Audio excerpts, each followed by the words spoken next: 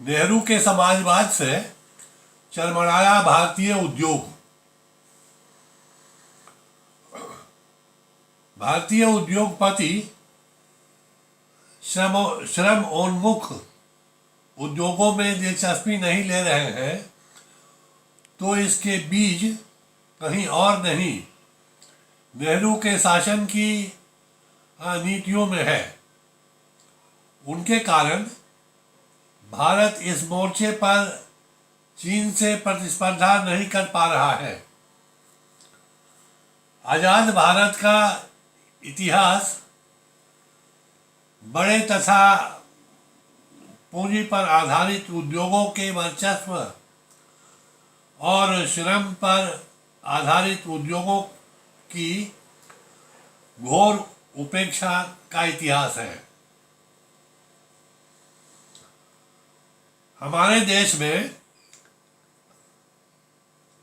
चीनी सामान जिस तेजी के साथ अपनी पकड़ बढ़ाता जा रहा है, यह हैरानी की बात है।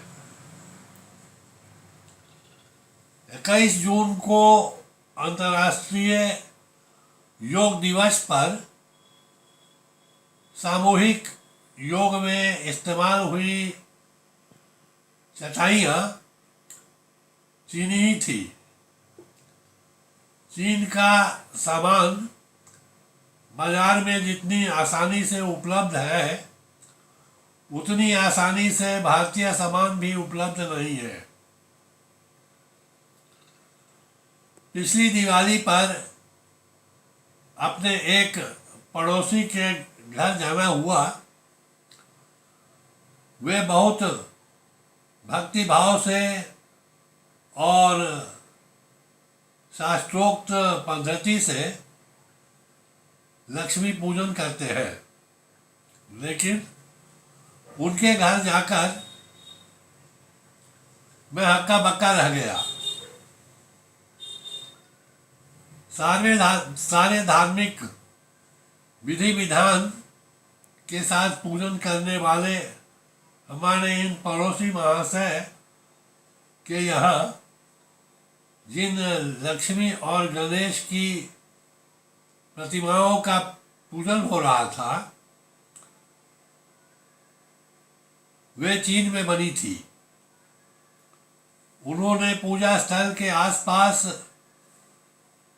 जो छोटे बल्बों और माला लगाई थी, वह भी चीन में बनी थी। हमारे देशी भारतीय त्योहारों पर चीन में बनी मूर्तियों का प्रचलन मेरे लिए एक भावात्मक सदमा था, लेकिन इसमें कोई नई बात नहीं थी। हम भारतीय अपने त्योहारों की चीनी सामान के साथ मनाने के आदी होते जा रहे हैं।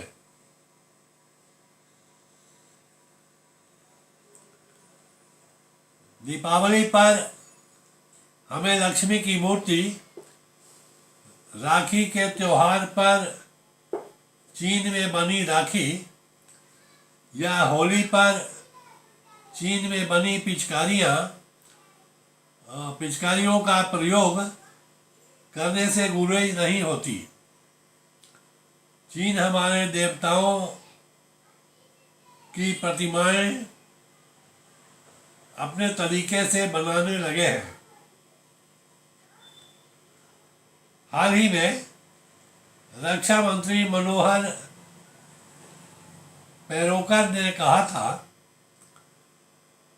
मैंने गौर किया कि हमारी गणेश की मूर्तियां खाटी छोटी से छोटी होती जा रही है। मूर्तियों के पीछे देखा तो मेड इन चाइना लिखा हुआ था। हमने कभी सोचा ही नहीं कि कम से कम भारतीय त्योहारों पर तो हम भारतीय सामानों का प्रयोग करें,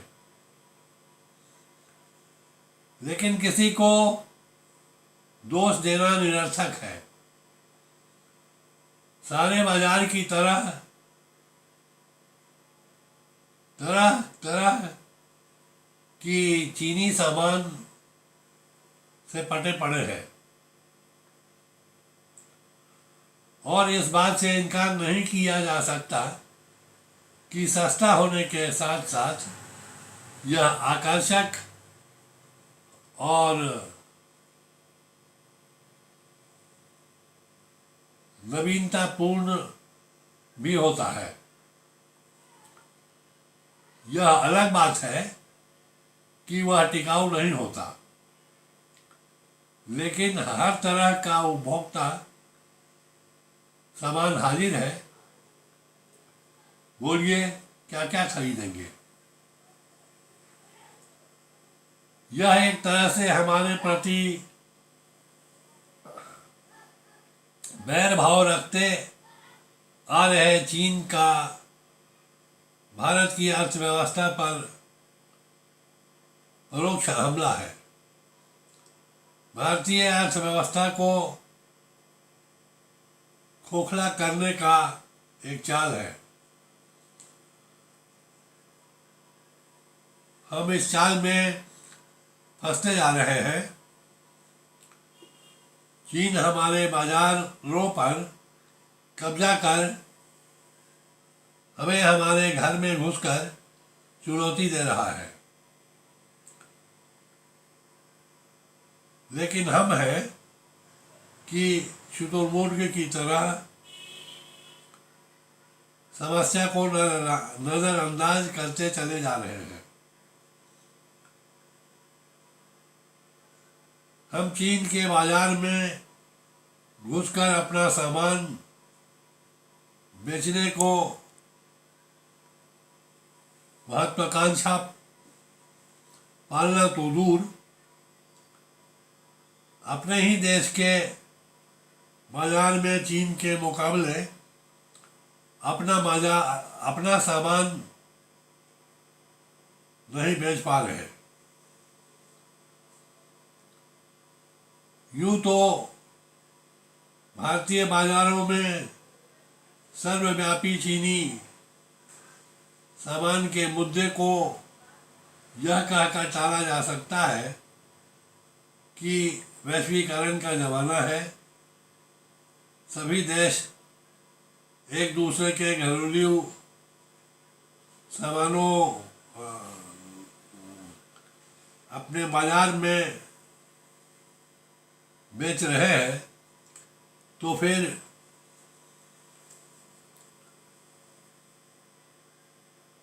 चीन के माल को लेकर वह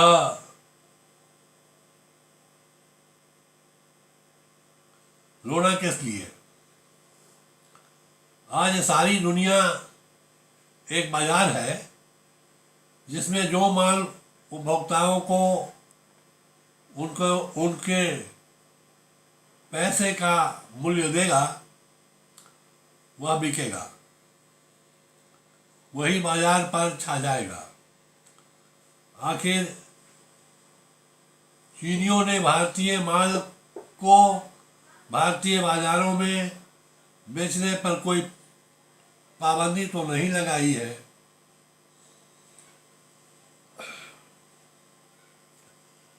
लेकिन भारत में ऐसा सस्ता और आकर्षक माल बन कहाँ रहा है।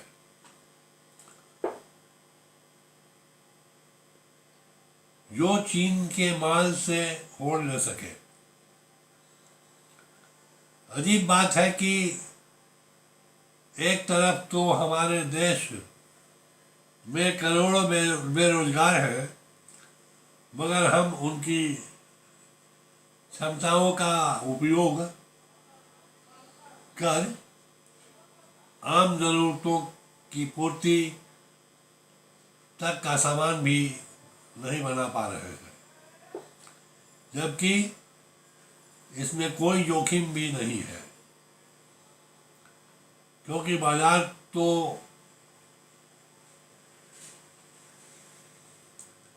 है ही, तभी तो चीन अपना माल धड़ल्ले से बेच रहा है।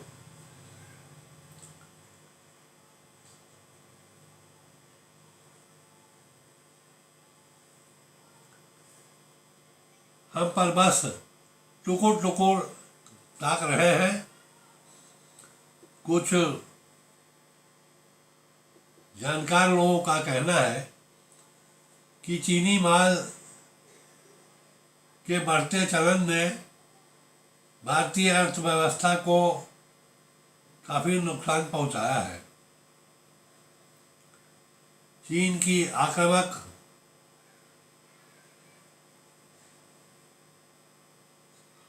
व्यापार नीति के कारण चीनी माल भारतीय बाजार पर छा गया है।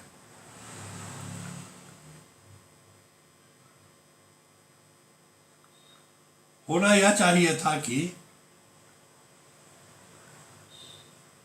भारतीय व्यापारी ऐसे माल से बाजार को पाट देते जो चीनी माल को टक्कर दे सके, लेकिन हमारे देश के उद्योगपतियों ने पलायनवादी नीति अपनाई।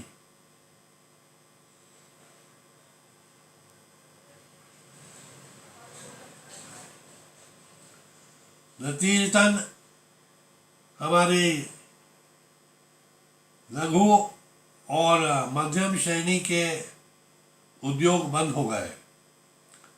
हमारी राजनीति या आर्थिक जगत में यह बात कभी मुद्दा ही नहीं बन पाई कि भारत जैसा आर्थिक महाशक्ति बनने के हमारे सपने देखने वाला देश अपने ही देश में चीन के सामानों का मुकाबला क्यों नहीं कर पा रहा। चीन के साथ सीमा विवाद पर बढ़ चढ़कर बोलने वाले राजनीतिक नेताओं को का ध्यान इस मुद्दे पर कभी जाता ही नहीं। कुछ समय पहले एक जाने माने अर्थशास्त्री ने एक अखबार में खुला पत्र लिखकर इस मुद्दे पर एक स्पष्ट टिप्पणी की थी कि भारत श्रमोन्मुख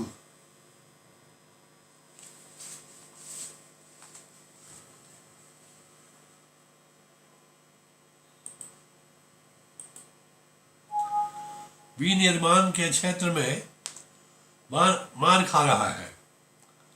हमारे उद्योग जगत के कर्णधार अपने धर्म को बदलना नहीं चाहते। वे सिर्फ यही करते रहना चाहते हैं जो वे करते रहे हैं, यानी ऊंची पूंजी वाले उद्योग चलाना चाहते हैं, जैसे automobile, auto parts, motorcycle, engineering उत्पाद, केमिकल्स,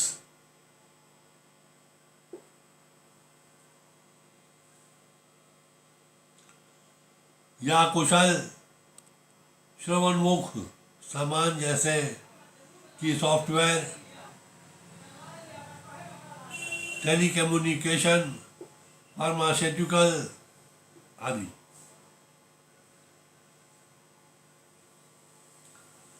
देवेंद्र ठाकुर, हिंदू स्वयंसेवक संघ, नेपाल।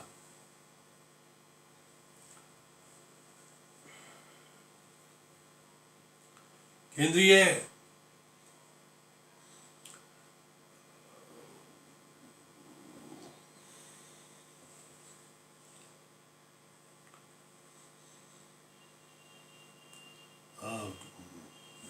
केंद्रीय